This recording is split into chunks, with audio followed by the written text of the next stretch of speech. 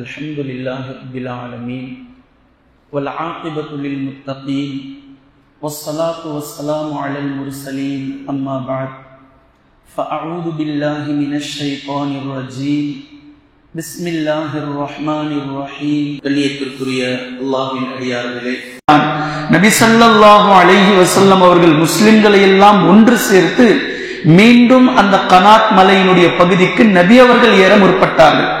இது நபி அவர்களுடைய இரண்டாவது திட்டம். இருக்கக்கூடிய முஸ்லிம்களை பாதுகாத்துக் கொண்டு நபி அவர்களும் தன்னை பாதுகாத்துக் கொண்டு மேலே ஏற வேண்டும். ஏறுறதுனா ஓடி போறதில்லை, எதிரிகளை தாக்கிக் கொண்டே மேலே ஏறுவது. நாம் முதலாவதாக ஏறும் போது பள்ளத்திலிருந்து கீழே வருபவர்களை ஈஸியா தாக்க முடியும். இதுதான் உலகத்தினுடைய முதல் கொரில்லா தாக்குதல் உஹது களம் தான். இப்ப நபி அவர்கள் இந்த திட்டத்தை வகுத்து முஸ்லிம்களை ஒன்றிணைத்து மேலே ஏறக்கூடிய அந்த நேரத்தில் தான் இவருக்கே தெரிகின்றது நபி அவர்கள் உயிரோடு தான் இருக்கிறார் என்று. அப்ப கஅப் இப்னு மாலிக் ரலியல்லாஹு அன்ஹு அவர்கள் முஸ்லிம்களை சப்தமிட்டு சந்தோஷத்தை கூறினார். முஸ்லிம்களே நற்செய்தி அடைந்து கொள்ளுங்கள், போர்க்களத்தை நோக்கி பேசுறார். முஸ்லிம்களே நற்செய்தி அறிந்து கொள்ளுங்கள், நம்முடைய தூதர் முஹம்மது ஸல்லல்லாஹு அலைஹி வஸல்லம் அவர்கள் உயிரோடு தான் இருக்கிறார்கள் என்ற இந்த செய்தியை அறிந்து கொள்ளுங்கள் என்று சப்தமிட்டு போடும்போது நபி அவர்கள் கஅபை பார்த்து சொன்னார்கள், கஅபே சப்தமிடாதீர்கள். ஏன்னா எதிரிகளுக்கு நபி அவர்கள் எங்க இருக்கிறாங்கன்னு இப்போ வரைக்கும் தெரியல. நபி அவர்களை கொன்று விடுவதுதான் அவர்களுடைய போருக்கான வெற்றி என்ற இலக்கை அவர்கள் வைத்திருக்கிறார்கள். அந்த இலக்கை அடைய விடாமல் இப்போது தற்காப்பதுதான் நமக்கான சரியான முடிவாக இருக்க முடியும் என்பதில் நபி ஸல்லல்லாஹு அலைஹி வஸல்லம் அவர்கள் முஸ்லிம்களை அழைத்து கொண்டு புடைசூழ எதிரிகளையே பிளந்து கொண்டு அந்த மலையின் மீது ஏற ஆரம்பித்தார்கள். கொஞ்சம் கொஞ்சமாக இப்படி சென்று கொண்டிருக்கக்கூடிய நேரத்தில் நபி ஸல்லல்லாஹு அலைஹி வஸல்லம் அவர்களை இப்படி மேலே ஏற ஏற எந்த காலித் பின் வலீத் ரலியல்லாஹு அன்ஹு அவர்களுடைய படை வந்ததோ அதே போன்று தரைப்படையாக இருந்த அபூ சுஃபியானுடைய அந்த படையும் இந்த படையும் இருவர்களாலும் சேர்ந்து இவர்கள் மேலே ஏற ஆரம்பித்ததும் அவர்களை ஒன்றும் செய்ய முடியவில்லை. இப்ப நபி அவர்களுடைய இந்த இரண்டாவது திட்டத்துல அவங்க தோத்து போறாங்க.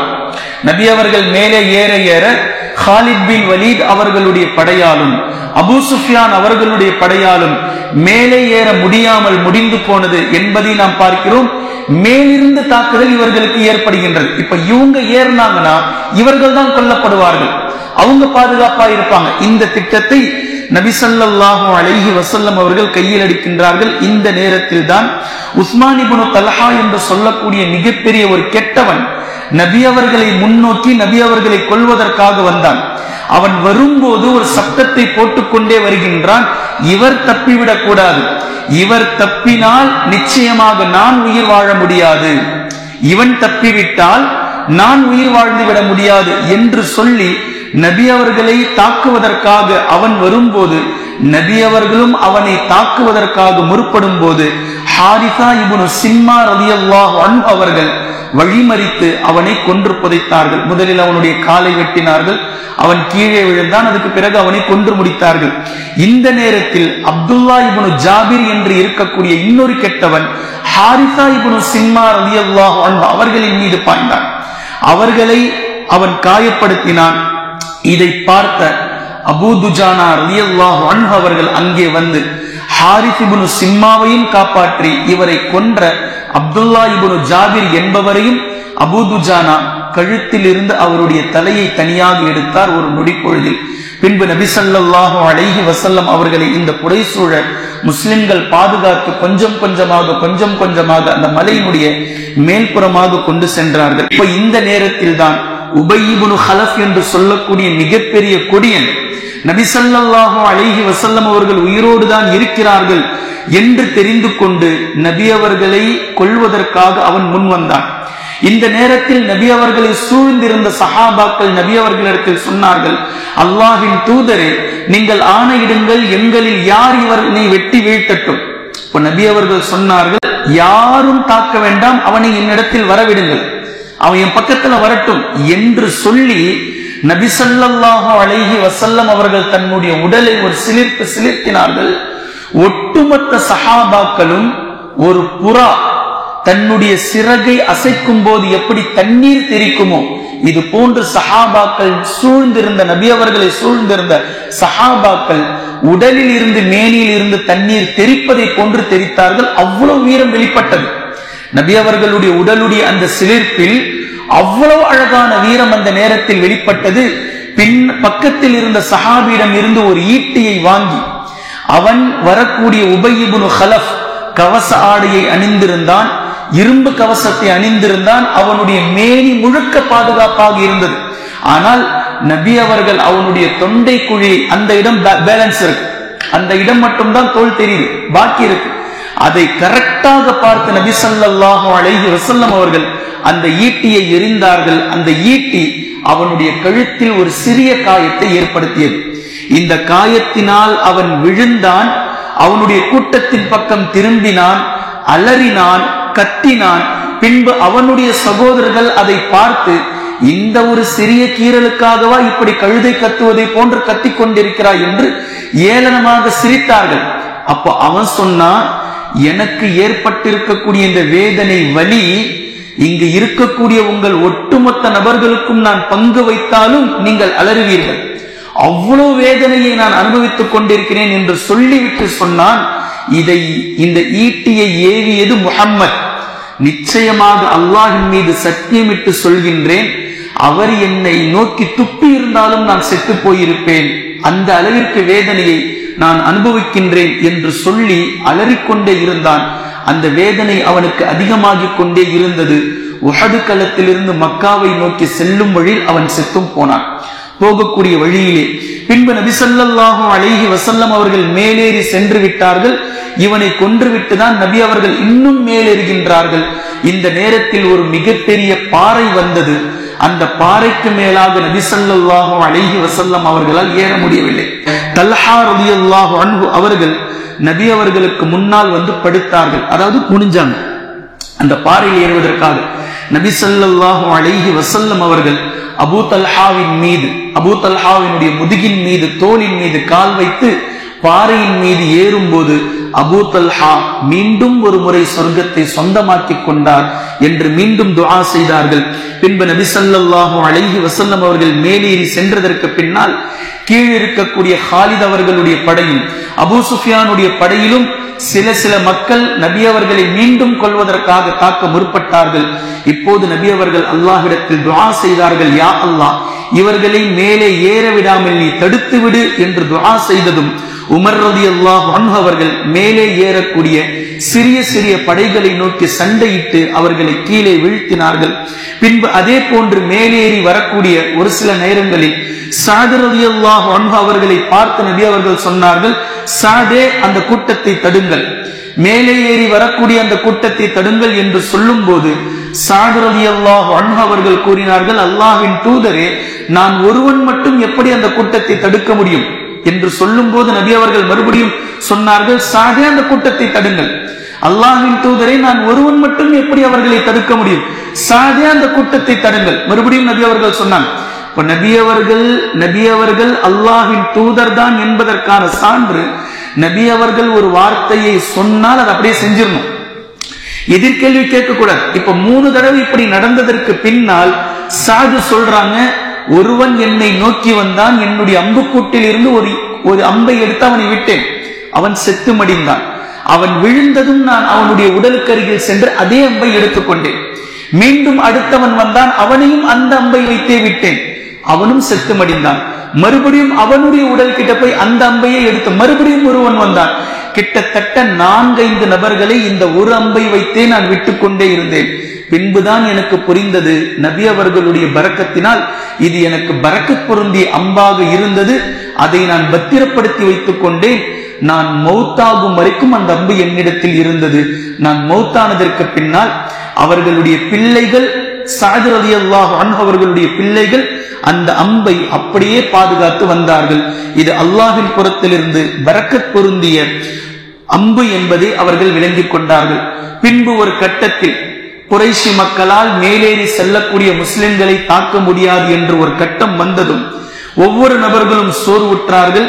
இந்த நேரத்தில் அவர்கள் கடந்து செல்ல ஆரம்பித்தார்கள். இறந்து கிடக்கக்கூடிய அந்த உடல்களை சிதைக்க ஆரம்பித்தார்கள். ஆடுகள் செத்து கிடப்பதை போன்று செத்து கிடக்கின்றார்கள் என்று சொல்லிக்கொண்டே சிதைக்க ஆரம்பித்தார்கள். சிலர்களுடைய காதுகளை அறுத்தார்கள், மூக்குகளை அறுத்தெடுத்தார்கள், சிலர் மர்ம உறுப்பு வரைக்கும் அறுத்தெடுத்தார்கள். சிலர் அவர்களுடைய சதைகளை ஆடு மாடுகளுடைய இறைச்சியில் வெட்டி எடுப்பதை போன்று எடுத்து வீசினார்கள்.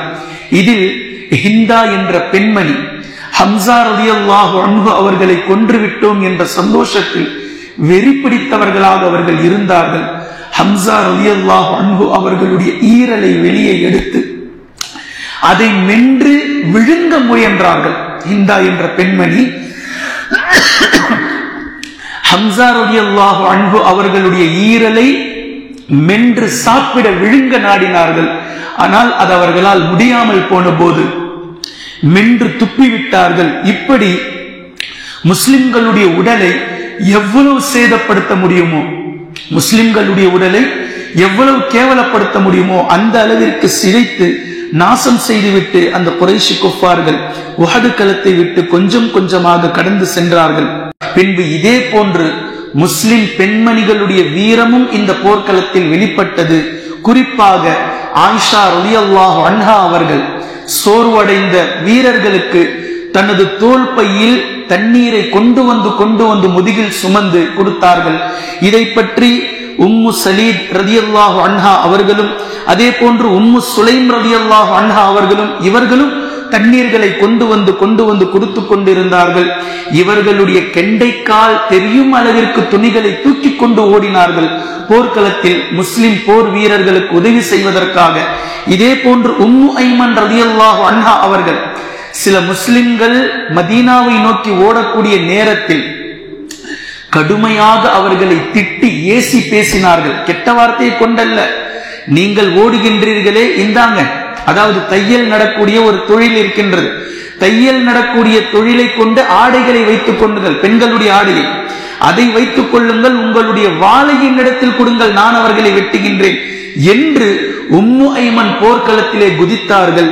இந்த போர்க்களத்திலே குதித்த உம்மு ஐமன் ரலியல்லாஹு அன்ஹா அவர்களை ஹிப்பான் என்று சொல்லக்கூடிய ஒரு கொடியவன் அம்பு எறிந்தான். அவர்கள் காயமுற்று கீழே விழுந்தார்கள். அவர்களுடைய ஆடை விலகியது. அவன் அதை பார்த்து கை கொட்டி சிரித்தான். இது முஸ்லிம்களுக்கு மிகப்பெரிய சங்கடத்தை ஏற்படுத்தியது. இந்த நேரத்தில் நபி ஸல்லல்லாஹு அலைஹி வஸல்லம் அவர்கள் தனக்கு பக்கத்தில் இருந்த ஸஅத் ரலியல்லாஹு அன்ஹு அவர்களை நோக்கி ஒரு அம்பை கொடுத்து, ஸஅதே ஹிப்பானை நோக்கி அம்பு எறியுங்கள் என்று கூறினார்கள். அதே போன்று ஸஅத் ரலியல்லாஹு அன்ஹு அவர்கள் ஹிப்பானை நோக்கி அம்பு எறிந்தார்கள். அவன் கீழே விழுந்தான். அவனுக்கு பலத்த காயம் ஏற்பட்டது. அவனுடைய ஆடை விலகியது. நபி ஸல்லல்லாஹு அலைஹி வஸல்லம் அவர்கள் அதை பார்த்து தன்னுடைய கடவாய்ப்பல் தெரியும் அளவிற்கு சிரித்தார்கள். பின்பு சொன்னார்கள், ஸஅத் உம்மு ஐமனுக்காக பழித்திருத்தி விட்டார், உம்மு ஐமனுக்காக பழித்திருத்தி விட்டார். ஸஅதுடைய துஆவை அல்லாஹ் அங்கீகரித்தான், ஸஅதுடைய துஆவை அல்லாஹ் ஏற்றுக்கொண்டான் என்று நபி ஸல்லல்லாஹு அலைஹி வஸல்லம் அவர்கள் கூறினார்கள். பின்பு நபி ஸல்லல்லாஹு அலைஹி வஸல்லம் அவர்களுக்காக அலி ரலியல்லாஹு அன்ஹு அவர்கள் தங்களுடைய கேடயத்தில் தண்ணீரை பிடித்து வந்தார்கள். ஃபாத்திமா ரலியல்லாஹு அன்ஹா அவர்கள் நபி அவர்களுடைய முகத்தில் தண்ணீரை ஊற்ற, அதாவது அலி ரலியல்லாஹு அன்ஹு அவர்கள் தண்ணீரை ஊற்ற, ஃபாத்திமா ரலியல்லாஹு அன்ஹா அவர்கள் நபி அவர்களுடைய முகத்தில் இருக்கக்கூடிய இரத்தத்தை கழுவினார்கள். ஆனால் நபி அவர்களுடைய காயம் மிக ஆழமாக இருந்தது. தண்ணீர் ஊற்ற ஊற்ற ஊற்ற ரத்தம் கசிந்து கொண்டு வெளியே வந்து கொண்டுதான் இருந்தது. பின்பு ஃபாத்திமா ரலியல்லாஹு அன்ஹா அவர்களிடத்தில் ஒரு பாய் இருந்தது. அந்த பாயினுடைய ஒரு ஓரப்பகுதியை எரித்து அதை சாம்பலாக்கி அந்த சாம்பலை தன்னுடைய தந்தையினுடைய கன்னத்தில் வைத்தார்கள். பின்பு ரத்தம் நின்றது. அது போக முஹம்மது பின் மஸ்லமா ரலியல்லாஹு அன்ஹு அவர்களும் நல்ல மதுரமான தண்ணீரை நபி அவர்களுக்காக கொண்டு வந்தார்கள். அந்த தண்ணீரை நபி அவர்கள் குடித்து தன்னுடைய தலையிலும் ஊற்றிக் கொண்டார்கள். பின்பு இந்த நேரம் எப்படி இருந்தது என்றால், உஹது களத்தினுடைய ஆரம்ப நேரம், ஃபஜ்ருக்கு பின்னால் தொடங்கிய ஆரம்ப நேரம் முஸ்லிம்களுக்கு மிகப்பெரிய வெற்றியாகவும் லுஹர் வரைக்கும் வரக்கூடிய பின்னேரம் முஸ்லிம்களுக்கு கடுமையான சேதத்தை கொடுத்த நேரமாகவும் இந்த உஹது களம் கழிந்தது. பின்பு விரோதிகள் ஒவ்வொரு நபர்களாக செல்ல ஆரம்பித்தார்கள். மலையினுடைய உச்சிகளுக்கு ஒவ்வொரு முஸ்லிம்களும் திரும்ப ஆரம்பித்தார்கள். நபி ஸல்லல்லாஹு அலைஹி வஸல்லம் அவர்களும் சஹாபாக்களும் கடுமையான காயத்தாலும் கடுமையான சோர்வும் அடைந்திருந்ததினால் நபி அவர்கள் மலையின் மீது அமர்ந்தே லுஹர் தொழுகையை தொழ வைத்தார்கள். ஒட்டுமொத்த சஹாபாக்களும் நபி அவர்களை பின்பற்றி அமர்ந்தவர்களாக லுஹர் தொழுகையை மலையினுடைய உச்சியில் நிறைவேற்றினார்கள். ஃபஜ்ர் முதல் லுஹர் வரை இந்த உஹது போர்க்களம் சூடு பிடித்து தொடங்கியது. முஸ்லிம்கள் எல்லாம் கடுமையாக சோர்வடைந்திருந்தார்கள். பல நபர்களுக்கு காயங்கள் அளவுக்கு அதிகமாக இருந்தது. இப்ப போர்க்களத்திற்கு வெளியே செல்லக்கூடிய அபூ சுஃபியானுடைய படை அங்கிருந்து சப்தமிட்டு கூக்குரலிட்டது, உங்களுக்கு மத்தியில் முஹம்மது இருக்கிறாரா? இன்னும் அந்த சந்தேகம் இருந்து கொண்டே இருக்கின்றது. நபி அவர்கள் உயிரோடு இருக்கிறார்களா அல்லது கொல்லப்பட்டு விட்டார்களா? அபூ சுஃபியான் அங்கிருந்து சப்தமிட்டு கூக்குரலிட்டார், முஹம்மது உங்களுக்கு மத்தியில் இருக்கிறாரா? யாரும் பதில் கொடுக்கல. பின்பு அபூ குஹாஃபாவினுடைய மகன் அபூபக்கர் சித்தீக் ரலியல்லாஹு அன்ஹு உங்களுக்கு மத்தியில் இருக்கிறாரா? அதற்கும் பதில் கொடுக்கல. ஹத்தாபின் மகன் உமர் உங்களுக்கு மத்தியில் இருக்கிறாரா என்று அபூ சுஃபியான் பதில் கூக்குரலிட்டார். அதற்கும் பதில் கொடுக்கல யாரும். ஏனென்றால் நபி ஸல்லல்லாஹு அலைஹி வஸல்லம் அவர்கள் இதற்கெல்லாம் யாரும் பதில் கொடுக்காதீர்கள் என்று நபி அவர்கள் பணித்திருந்தார்கள். சஹாபாக்கள் பதில் கொடுக்கவே இல்லை. பதில் வராததை கொண்டு அபூ சுஃபியான் தன்னுடைய படையிடத்தில் சொன்னார், மக்களே, இந்த மூவரும் கொல்லப்பட்டு விட்டார்கள் என்பதை நீங்கள் புரிந்து கொள்ளுங்கள் என்று சொன்னார். உமர் ரலியல்லாஹு அன்ஹு அவர்கள் ரோஷப்பட்டு ஆக்ரோஷமாக, அபூ சுஃபியான், இந்த 3 பேரும் உயிரோடு தான் இருக்கிறார்கள், நீங்க ரொம்ப மகிழ்ச்சி அடைய வேண்டாம், நீங்கள் சந்தோஷமெல்லாம் பட்டுக் கொள்ளாதீர்கள், இந்த மூவரும் உயிரோடு தான் இருக்கிறார்கள், நீங்கள் பேசுவதை நாங்கள் கேட்டுக்கொண்டுதான் இருக்கின்றோம் என்று சொல்லக்கூடிய நேரத்தில் அபூ சுஃபியான் கொஞ்சம் நேரம் மௌனமானார். எதை கொண்டு மகிழ்ச்சி அடைந்தாரோ அது இல்ல அப்படின்றது தெரியும் போது அவர் கவலை அடைந்தார். பின்பு அங்கிருந்து மீண்டும் அவர் பேசினார், இன்றைய தினம் எவ்வளவு மகிழ்ச்சியான தினம், இன்றைய தினம் எவ்வளவு சந்தோஷமான தினம் என்று சொல்லிவிட்டு, ஹிபுல் என்னும் சிலையே உயர்வு உனக்குத்தான் என்று அவர் சொன்னார். அபூ சுஃபியான் தன்னுடைய கடவுளாக வணங்கக்கூடிய ஹிபுல் சிலையே இன்றைய தினம் மகிழ்ச்சி உனக்குத்தான் என்று சொன்னதுமே இப்ப நபி ஸல்லல்லாஹு அலைஹி வஸல்லம் அவர்கள் பேசினார்கள், தோழர்களே, இதற்கு பதில் கொடுக்க மாட்டீர்களா? அல்லாஹ்வின் தூதரே, என்ன நாங்கள் இதற்கு பதில் கொடுப்பது என்று கேட்டபோது அல்லாஹ்வின் தூதர் ஸல்லல்லாஹு அலைஹி வஸல்லம் அவர்கள் சொன்னார்கள், அல்லாஹ் தான் உயர்ந்தவன், அல்லாஹ் தான் கண்ணியம் மிக்கவன், அல்லாஹுக்கு தான் கண்ணியம் என்று நீங்கள் பதில் அளியுங்கள். பின்பு தோழர்கள் சஹாபாக்கள் இதே போன்று பதிலளித்தார்கள்.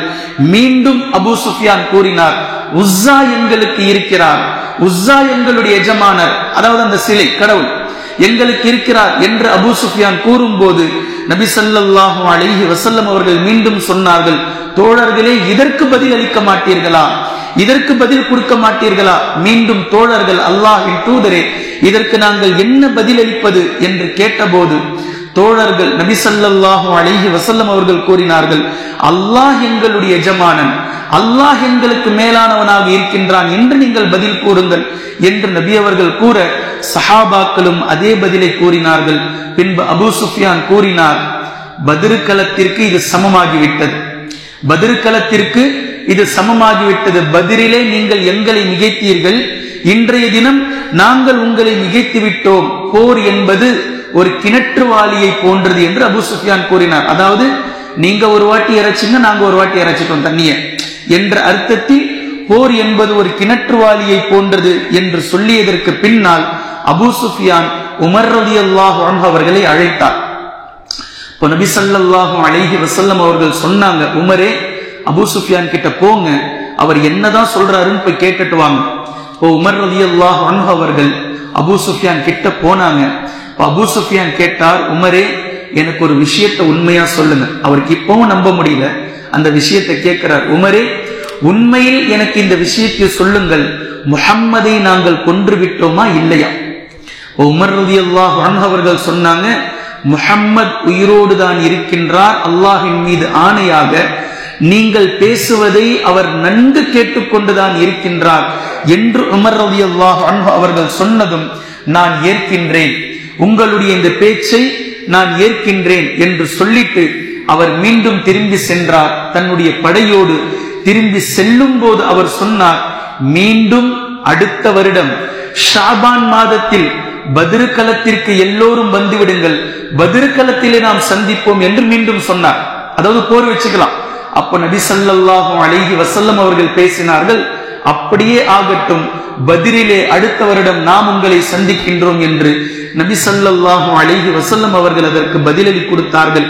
அவர்கள் சென்றதற்கு பின்னால் நபி அவர்கள் அலி ரலியல்லாஹு அன்ஹு அவர்களை அழைத்து அவர்களுக்கு பின்னால் சென்று பார்த்து வாருங்கள், அவர்கள் மக்காவை நோக்கி செல்கின்றார்களா அல்லது மதீனாவை நோக்கி செல்கின்றார்களா?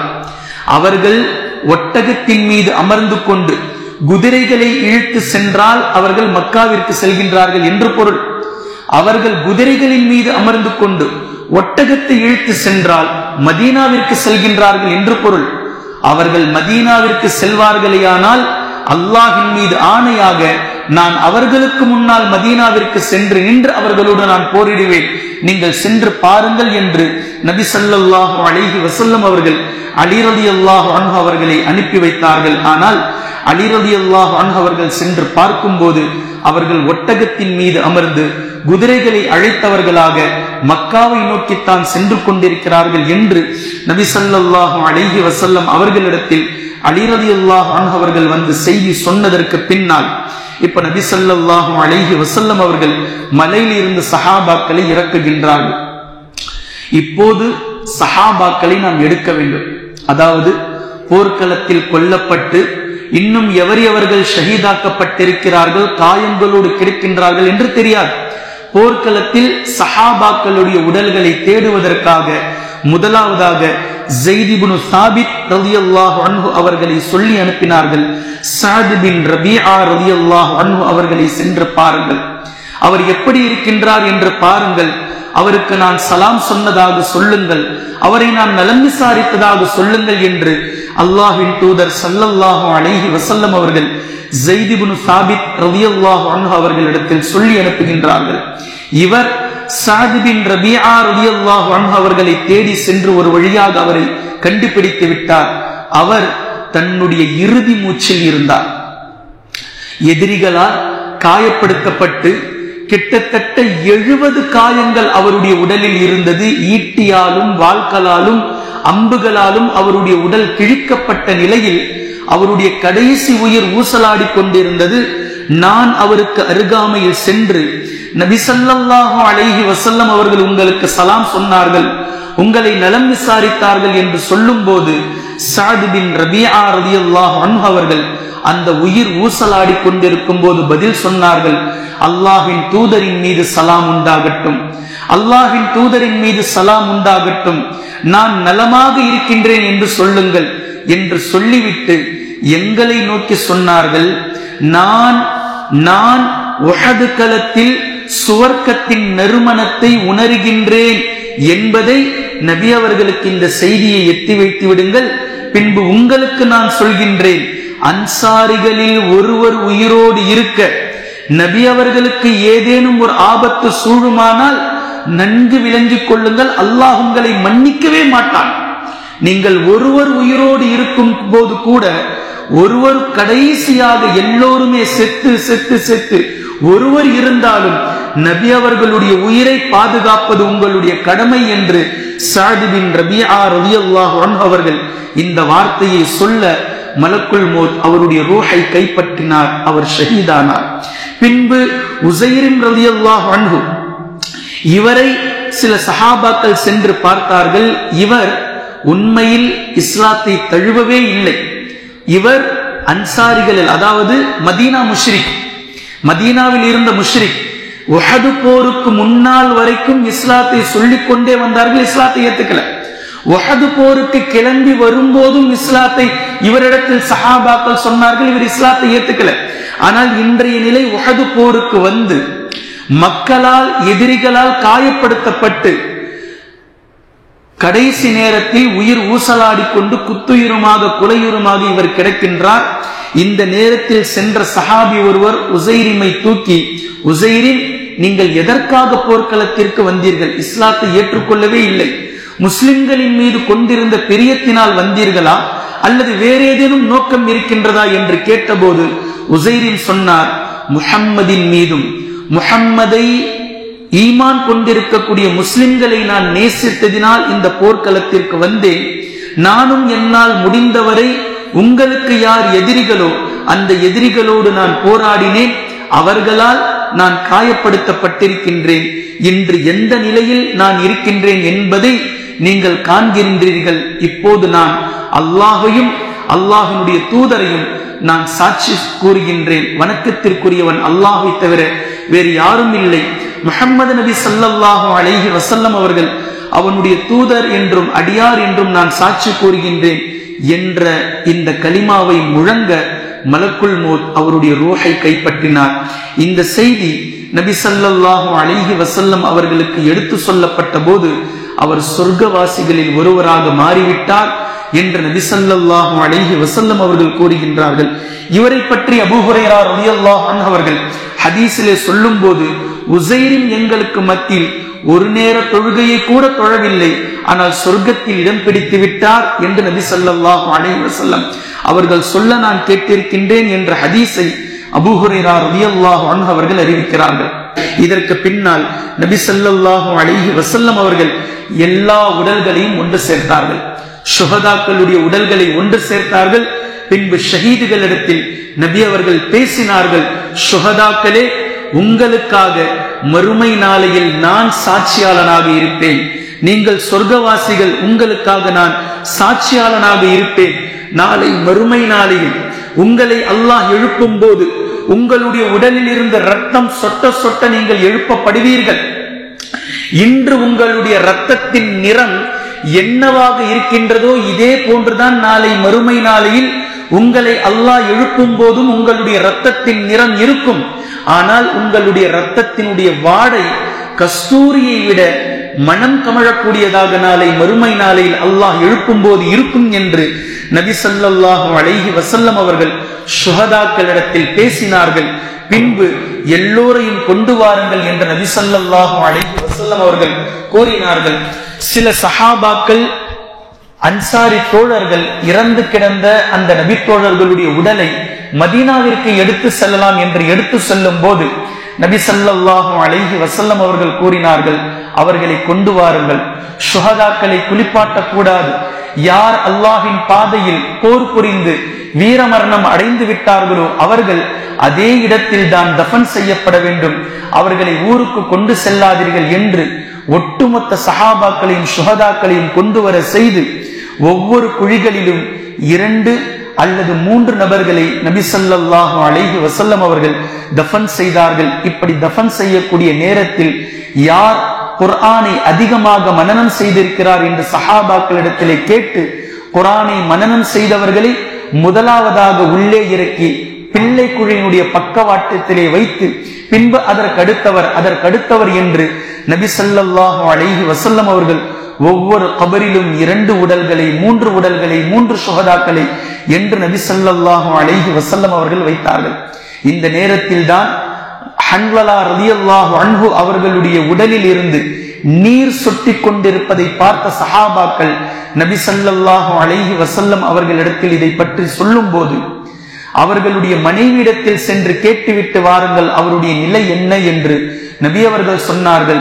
அவர்களுடைய மனைவியிடத்தில் சென்று கேட்டபோது அவர் ஜுனுபாலியாக இருந்தார், பெரும் தொடுக்காலியாக இருந்தார், அப்படியே போர்க்களத்திற்கு வந்து விட்டார் என்று சொல்லும் போது நபி ஸல்லல்லாஹு அலைஹி வஸல்லம் அவர்கள் கூறினார்கள், அவரை வானவர்கள் குளிப்பாட்டி தூய்மைப்படுத்திக் கொண்டிருக்கின்றார்கள்.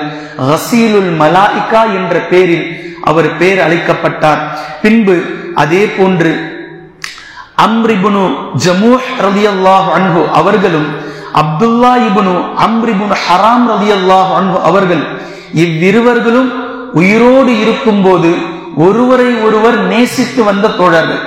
இந்த 2 தோழர்களும் இப்போ ஷஹீதா கிடக்கிறாங்க. இந்த 2 பேரும் உயிரோடு இருக்கும் போது நெருங்கிய நண்பர்கள். அல்லாஹுக்காக நேசித்து வந்த நண்பர்கள். நபி அவர்கள் இதை மதித்து இவர்கள் ஷஹீதானதற்கு பின்பும் ஒரு கபரில் இந்த இருவரையும் ஒன்று சேர்த்து இறக்கினார்கள்.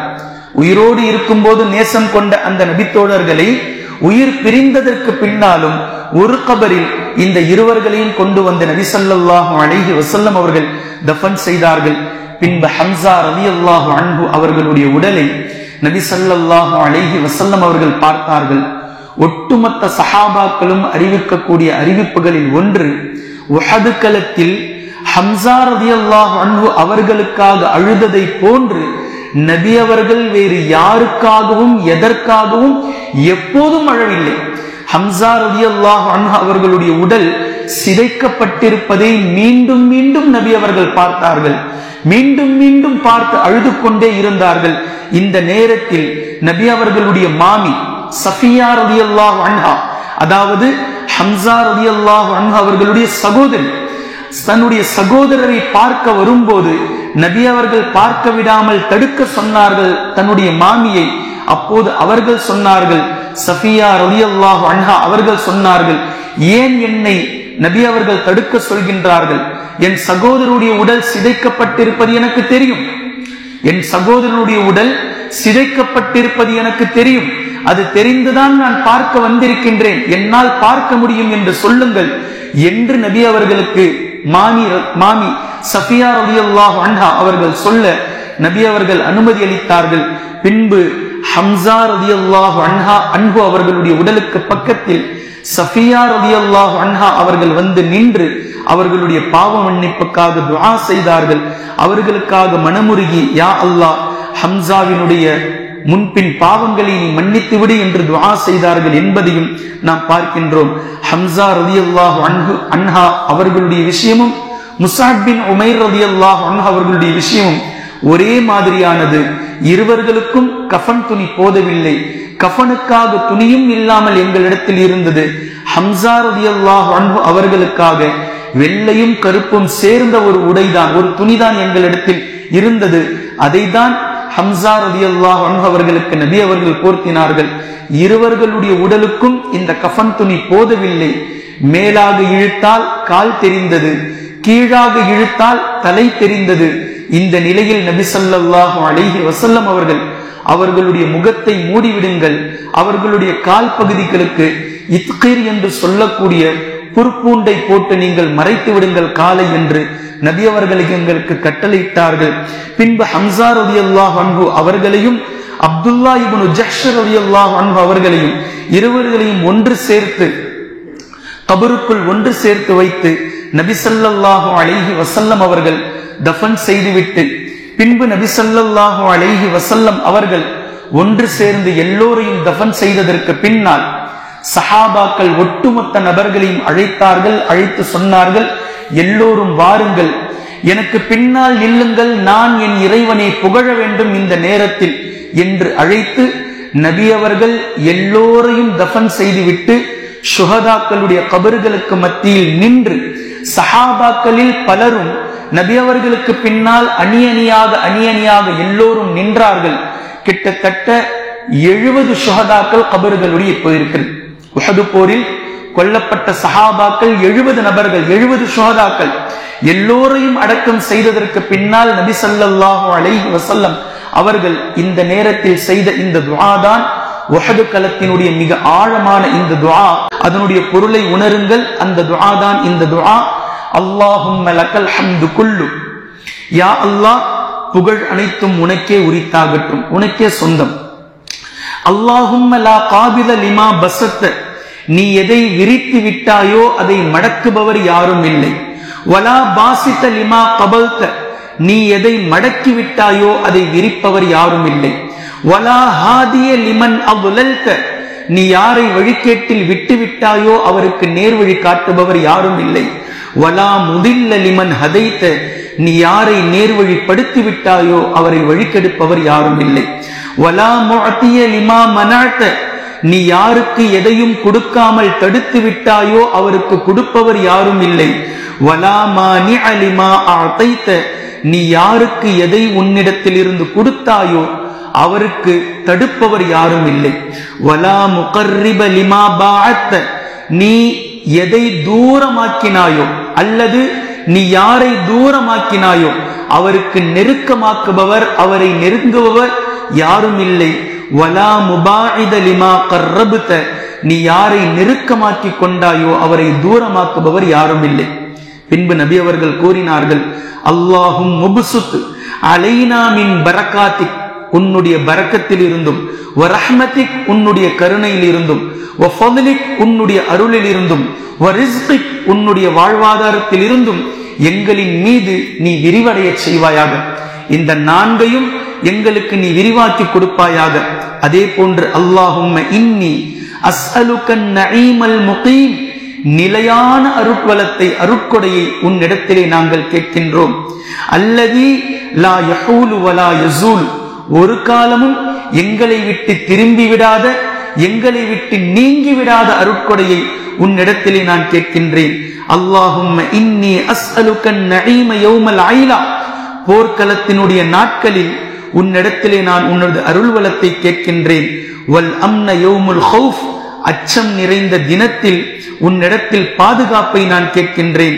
அல்லாஹும்ம இன்னி ஆஇது பிக மின் ஷர்ரி மா அஅதைதனா வ ஷர்ரி மா மனஅதனா, யா அல்லாஹ், எதை நீ எங்களுக்கு கொடுத்தாயோ அதில் இருக்கக்கூடிய தீங்கை விட்டும், யா அல்லாஹ், எதை நீ தடுத்தாயோ அதில் இருக்கக்கூடிய தீங்கை விட்டும் நாங்கள் உன்னிடத்திலே பாதுகாவலை தேடுகின்றோம். அல்லாஹும்ம ஹப்பிப் இலைனல் ஈமான், யா அல்லாஹ், ஈமானை எங்களுடைய உள்ளங்களுக்கு பிரியமானதாக நீ ஆக்கி வைப்பாயாக. வஸய்யின்ஹு ஃபீ குலூபினா, அந்த ஈமானையே எங்களுடைய உள்ளங்களுக்கு அழகானதாக நீ ஆக்கி வைப்பாயாக.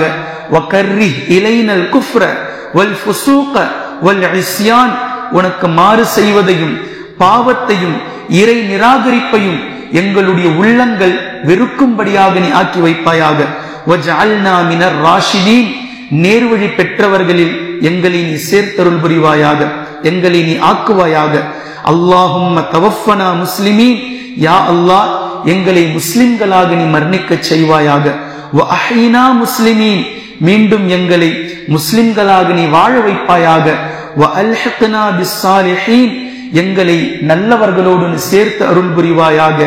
கைர ஹஸாயா வலா முஃப்தூனி, எங்களை இழிவுக்குள்ளானவர்களாக இல்லாமலும் நஷ்டம் அடையாதவர்களாகவும் உன்னுடைய சோதனையில் ஃபித்னாவில் அகப்படாதவர்களாகவும் எங்களை நல்லவர்களோடு நீ சேர்த்து அருள் புரிவாயாக.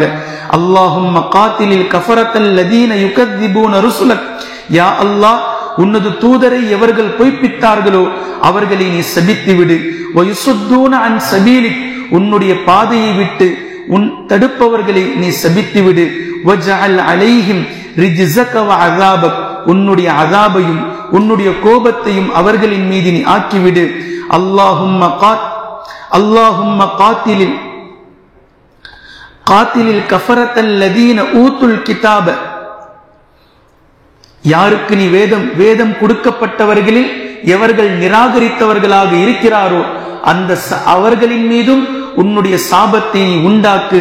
இலாஹல் ஹக், சத்திய கடவுளாக இருக்கின்றாய் நீ ஒருவன்தான் என்று நபி ஸல்லல்லாஹு அலைஹி வஸல்லம் அவர்கள் ஷுஹதாக்களை தஃபன் செய்ததற்கு பின்னால் தங்களுடைய தோழர்களை பின்னால் நிறுத்திக் கொண்டு உஹது களத்திலே நபி ஸல்லல்லாஹு அலைஹி வஸல்லம் அவர்கள் செய்த துஆ தான் இந்த துஆ. இந்த துஆவை நபி அவர்கள் செய்துவிட்டு பின்பு தங்களுடைய தோழர்களை அழைத்துக் கொண்டு மதீனாவை நோக்கி நபி அவர்கள் புறப்படுகின்றார். நபி ஸல்லல்லாஹு அலைஹி வஸல்லம் அவர்களும் முஸ்லிம்களும் படையாக செல்லக்கூடிய நேரத்தில் ஹம்னா பின்த் ஜஹ்ஷ் ரலியல்லாஹு அன்ஹா அவர்கள் வருகின்றார்கள். இவர்கள் முஸஅப் பின் உமைர் ரலியல்லாஹு அன்ஹு அவர்களுடைய மனைவி. சின்ன புள்ள எதிர்க்க வரக்கூடிய நேரத்தில் நபி ஸல்லல்லாஹு அலைஹி வஸல்லம் அவர்களை சந்திக்கிறார்கள், நலம் விசாரிக்கிறார்கள். பின்பு அவர்களிடத்தில் கூறப்பட்டது, உங்களுடைய சகோதரர் அப்துல்லா இப்னு ஜஹ்ஷ் ரலியல்லாஹு அன்ஹு அவர்கள் இறந்துவிட்டார்கள், இந்த போரில் கொல்லப்பட்டு விட்டார்கள் என்று சொல்லப்பட்டது. அவங்களுடைய ரியாக்ஷன் ஒண்ணுமே இல்லை. இன்னா லில்லாஹி வ இன்னா இலைஹி ராஜிஊன், அல்ஹம்துலில்லாஹ். மீண்டும் அவரிடத்தில் சொல்லப்பட்டது, நபி ஸல்லல்லாஹு அலைஹி வஸல்லம் அவர்களுடைய சிறிய தந்தை ஹம்சா ரலியல்லாஹு அன்ஹு அவர்களும் இந்த போர்க்களத்தில் ஷஹீதாகி விட்டார்கள், கொல்லப்பட்டு விட்டார்கள். இன்னா லில்லாஹி வ இன்னா இலைஹி ராஜிஊன். பின்பு அவரிடத்தில் சொல்லப்பட்டது, உங்களுடைய கணவர் முஸ்அப் பின் உமைர் ரலியல்லாஹு அன்ஹு அவர்களும் இந்த போர்க்களத்தில் ஷஹீதாகி விட்டார், கொல்லப்பட்டு விட்டார். அப்போ அந்த தாயார் அழ ஆரம்பித்தார்கள், தேங்கி தேங்கி அழுதார்கள் அந்த சகோதரி. இதை பார்த்த நபி ஸல்லல்லாஹு அலைஹி வஸல்லம் அவர்கள் கூறினார்கள், ஒரு கணவன் தன் மனைவியினுடைய உள்ளத்தில் நீங்காமல் இடம் பிடித்து வருகின்றான். சகோதரன் இறந்ததுக்கு அழுவல, ஆனால் கணவர் இறந்து விட்டார் என்று சொல்லும் போது அந்த பெண்மணி அழுததை நபி ஸல்லல்லாஹு அலைஹி வஸல்லம் அவர்கள் கணவன் மனைவியினுடைய இந்த பாண்டிங்கை மிக அழகாக இந்த இடத்தில் குறிப்பிட்டு காட்டினார்கள். இதே போன்று தீனார் குடும்பத்தை சேர்ந்த ஒரு பெண்மணி, தீனார் என்ற ஒரு கிளை குடும்பம், அந்த குடும்பத்தை சேர்ந்த பெண்மணி வராங்க, எதிர்க்க வராங்க. நபி அவர்களை பார்ப்பதற்காக வரக்கூடிய அவர்களிடத்தில் சொல்லப்படுகின்றது, உங்களுடைய கணவர் இந்த போர்க்களத்திலே இறந்து விட்டார். அந்த பெண்மணியுடைய ஈமான பாருங்க, இன்னா லில்லாஹி வ இன்னா இலைஹி ராஜிஊன், அல்ஹம்துலில்லாஹ். அல்லாஹ்வின் தூதர் ஸல்லல்லாஹு அலைஹி வஸல்லம் அவர்கள் எப்படி இருக்கின்றார்கள்? கணவர் இறந்துட்டாங்கன்னு சொல்லப்படுகின்றது, இன்னா லில்லாஹ் ஓதிவிட்டு நபி அவர்கள் எப்படி இருக்கின்றார்கள்? பின்பு அவரிடத்தில் சொல்லப்பட்டது, உங்களுடைய சகோதரரும் இந்த போர்க்களத்தில் ஷஹீதாகிவிட்டார். இன்னா லில்லாஹி வ இன்னா இலைஹி ராஜிஊன், அல்ஹம்துலில்லாஹ். அல்லாஹ்வின் தூதர் ஸல்லல்லாஹு அலைஹி வஸல்லம் அவர்கள் எப்படி இருக்கின்றார்கள்? மீண்டும் கேட்கிறார். மறுபடியும் அவரிடத்தில் சொல்லப்பட்டது, உங்களுடைய தந்தையும் இந்த போர்க்களத்தில் ஷஹீதாகிவிட்டார். இன்னா லில்லாஹி வ இன்னா இலைஹி ராஜிஊன், அல்ஹம்துலில்லாஹ். அல்லாஹ்வின் தூதர் ஸல்லல்லாஹு அலைஹி வஸல்லம் அவர்கள் எப்படி இருக்கிறார்கள்? பின்பு அவர்களிடத்தில் கூறப்பட்டது, அல்லாஹ்வினுடைய அருளால் அல்லாஹ்வின் தூதர் ஸல்லல்லாஹு அலைஹி வஸல்லம் அவர்கள் நலமாக உயிரோடு தான் இருக்கிறார்கள் என்று சொல்லும் போது அந்த தாயார் சொல்றாங்க, என்ன காமிங்க நபி அவர்களே, எனக்கு காமிங்க, நான் பார்க்கணும். நபி ஸல்லல்லாஹு அலைஹி வஸல்லம் அவர்களை எனக்கு காட்டுங்கள், நான் காண வேண்டும். இப்ப நபி அவர்களை வந்து பார்த்ததற்கு பின்னால் கண்குளிர நின்று பார்த்துவிட்டு கண்ணுக்கு குளிர்ச்சி அடைந்ததற்கு பின்னால் நபி ஸல்லல்லாஹு அலைஹி வஸல்லம் அவர்களிடத்தில் அந்த பெண்மணி சொல்கின்றார்கள், அல்லாஹ்வின் தூதரே, உங்களை கண்குளிர நான் பார்த்ததற்கு பின்னால் எனக்கு ஏற்பட்டிருக்கக்கூடிய எல்லா துன்பங்களும் எனக்கு மறந்துவிட்டது. கணவர் இறந்தது மறந்து போச்சு, சகோதரர் இறந்தது மறந்து போச்சு, என்னுடைய தந்தை இறந்ததும் எனக்கு மறந்து போய்விட்டது. எல்லா சோகங்களும் சோதனைகளும் எனக்கு இல்லாமல் ஆகிவிட்டதை போன்று இருக்கின்றது உங்களை நான் நலமோடு பார்த்ததற்கு பின்னால். இது சஹாபா பெண்மணிகளுடைய ஈமான். பின்பு அதே போன்று நபி ஸல்லல்லாஹு அலைஹி வஸல்லம் அவர்கள் சென்று கொண்டே இருக்கின்றார்கள். நபி அவர்கள் குதிரையின் மீது இருக்கின்றார்கள். ஸஅத் பின் முஆத் ரலியல்லாஹு அன்ஹு அவர்கள் குதிரையினுடைய மூக்கணாங்கயிறை பிடித்துக் கொண்டு நடக்கின்றார்கள். ஸஅத் ரலியல்லாஹு அன்ஹு அவர்களுடைய தாயார் எதிரே வருகின்றார்கள். நபி அவர்களிடத்தில் ஸஅத் கூறுகின்றார், ரலியல்லாஹு அன்ஹு, அல்லாஹ்வின் தூதரே ஸல்லல்லாஹு அலைஹி வஸல்லம், என் தாயார் வருகிறார்கள். நபி ஸல்லல்லாஹு அலைஹி வஸல்லம் அவர்கள் வரட்டும் என்று குதிரையை நிறுத்திக் கொண்டார்கள். அப்போ அந்த தாயார் வந்தாங்க. நபி ஸல்லல்லாஹு அலைஹி வஸல்லம் அவர்களை நலம் விசாரித்தார்கள். பின்பு அவரிடத்தில் நபி அவர்கள் கூறினார்கள், அம்ர் பின் முஆத், உங்களுடைய மகன் இந்த போர்க்களத்திலே கொல்லப்பட்டு விட்டார். ஸஅதுடைய சகோதரர் அம்ர் பின் முஆத் இந்த போர்க்களத்தில் ஷஹீதாகி விட்டார், கொல்லப்பட்டு விட்டார் என்று சொல்லும் போது, இன்னா லில்லாஹி வ இன்னா இலைஹி ராஜிஊன், அல்ஹம்துலில்லாஹ். நீங்கள் உயிரோடு தானே இருக்கிறீர்கள் அல்லாஹ்வின் தூதரே. அந்த அம்மா பேசுறாங்க, மகன் இறந்து விட்டார், ஆனா நீங்க நலமோடு இருக்கிறீர்கள் தானே, உங்களை பார்ப்பதற்காகத்தான் நான் வந்தேன், நீங்கள் எப்படி இருக்கிறீர்கள் என்பதை காண்பதற்காக நான் வந்தேன், அவர்களை பற்றி எனக்கு கவலை இல்லை என்று சொல்லும் போது நபி ஸல்லல்லாஹு அலைஹி வஸல்லம் அவர்கள் தொடர்ந்து கூறினார்கள், உஹது போரில் கொல்லப்பட்டவர்களை கொல்லப்பட்டு விட்டார்கள் என்று சொல்லாதீர்கள், அவர்கள் சொர்க்கத்தில் உலாவிக் கொண்டிருக்கிறார்கள், எல்லோரும் சகோதரர்களாக. 70 நபர்கள் கொல்லப்பட்டிருக்கின்றார்கள், 70 நபர்களும் சொர்க்கத்தில் உலவிக் கொண்டிருப்பதை நான் பார்க்கின்றேன், அவர்கள் கொல்லப்பட்டு விட்டார்கள் என்று சொல்லாதீர்கள். மேலும் சுப செய்தியை பெற்றுக் கொள்ளுங்கள், அவர்கள் அவர்களுடைய குடும்பத்தார்களுக்காக நாளை மறுமையில் ஷஃபாஅத் செய்யக்கூடிய பாக்கியத்தை அல்லாஹ் அவர்களுக்கு தருவான். இந்த கொல்லப்பட்ட 70 நபர்களுக்கும் அவரவர்களுடைய குடும்பத்தார்களுக்கு சொர்க்கம் வேண்டும் என்ற சிபாரிசை அவர்கள் அல்லாஹ்விடத்திலே செய்வார்கள், செய்யக்கூடிய பாக்கியத்தை அல்லாஹ் அவர்களுக்கு தருவான் என்று நபி ஸல்லல்லாஹு அலைஹி வஸல்லம் அவர்கள் கூறிய போது அந்த தாயார், இது போதும் அல்ஹம்துலில்லாஹ், இந்த தீனை நாங்கள் பொருந்திக் கொண்டோம், இஸ்லாத்தை நாங்கள் ஏற்றுக்கொண்டோம், எங்களுக்கு மேலாக நடக்கக்கூடிய இந்த சோதனைகளை நாங்கள் பொருந்திக் கொண்டோம் என்று அந்த தாயார் சொல்லிவிட்டு, இருப்பவர்களுக்காக நீங்கள் துஆ செய்யுங்கள் அல்லாஹ்வின் தூதரே என்று சொன்னபோது, யா அல்லாஹ், உஹது களத்தில் யாரெல்லாம் கொல்லப்பட்டு விட்டு அவர்களை பிரிந்து அவர்களுடைய குடும்பத்தார்கள் வாடுகின்றார்களோ அவர்களுடைய சோகத்தை நீக்கு, அவர்களுக்கு இந்த தீனில் உறுதியை கொடு என்று அல்லாஹ்வின் தூதர் ஸல்லல்லாஹு அலைஹி வஸல்லம் அவர்கள் எல்லோருக்காகவும் துஆ செய்தார்கள்.